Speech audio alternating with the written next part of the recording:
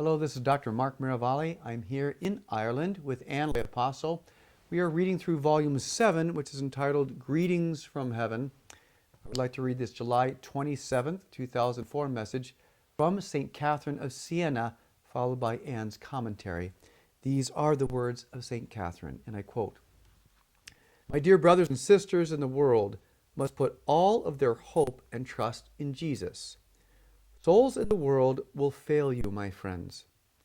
This is the sad truth. How could they not when they are human and dealing with human weaknesses? Do not be alarmed when this happens to you. I will tell you a secret. You have heard that saints welcomed situations such as this. Do you know why?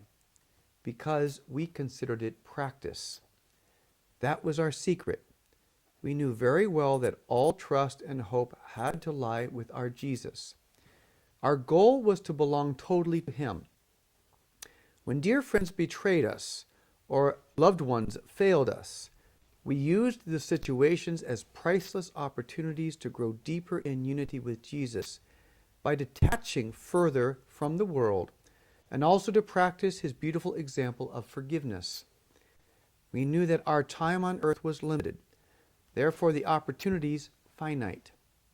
It is important, in that respect, not to let them slip by you without boosting your spiritual growth. So from now on, when you are having difficulties with other souls, thank Jesus. Continually work on your own soul and ask yourself what this opportunity could help with you spiritually. Should you practice humility? Are you too fond of the esteem of others? Should you practice detachment? Is the world an alluring pull for you? Should you practice trust? Are you having difficulty trusting Jesus? Are you seeking to fill your needs through other avenues? My brothers and sisters, that is the tip of the surface, as you know, of spiritual exercising. There is great concern in your world with physical fitness. Well, you are followers of Jesus, so let us now spread a great obsession with spiritual fitness. Are you being insulted? Consider your prayers exercises to strengthen your detachment from the opinions of others. You are not as successful as you think you should be. This is an opportunity to practice holy indifference, which helps you to work for Jesus and not for the results you in your flawed humanity desire. Only Jesus knows what results He is trying to achieve. It is not your worry, dear friend. Let it rest with heaven and continue to serve. Oh, we understand your struggles. We failed many times when we were on earth, but there were those little triumphs as well, and great growth came from those moments when we overcame ourselves and served heaven. You will be fine, my friends. We love you and applaud your efforts. I know there are a great many things to distract you, and I know you have a great many concerns, but please, do not let the enemy distract you from growing in your relationship to Jesus and growing in your service to Jesus. This is a time for grace. This is a time for spiritual growth.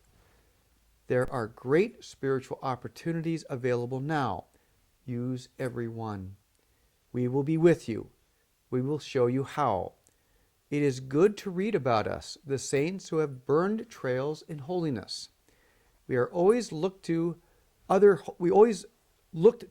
holy ones for examples because we wanted to do well for Jesus. Examples are so valuable, are they not?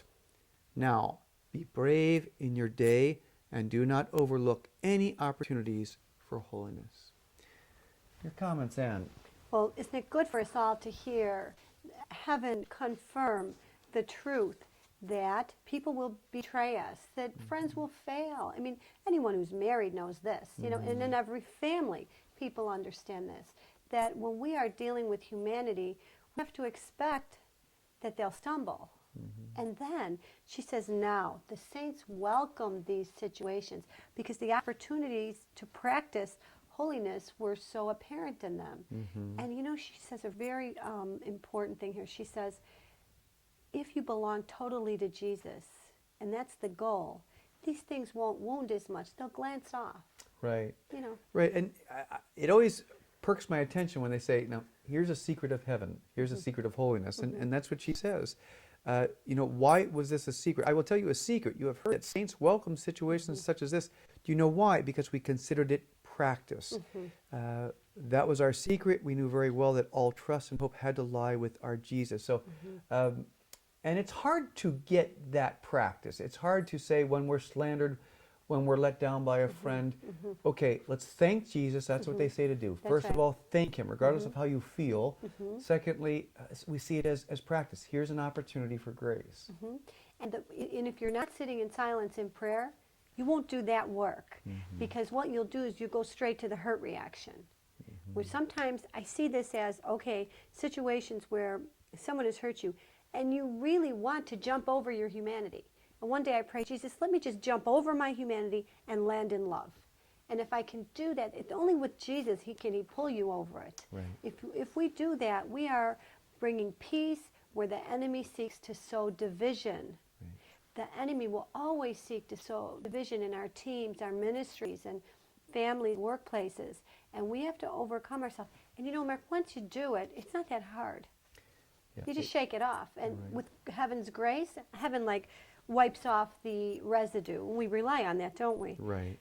She says, thank Jesus for those things and work on your own soul. How can this help me? With reflection, we can say, how can this situation help me? Will it help me to grow in humility? Will it help me to grow in detachment from the opinions of others or even from their affection?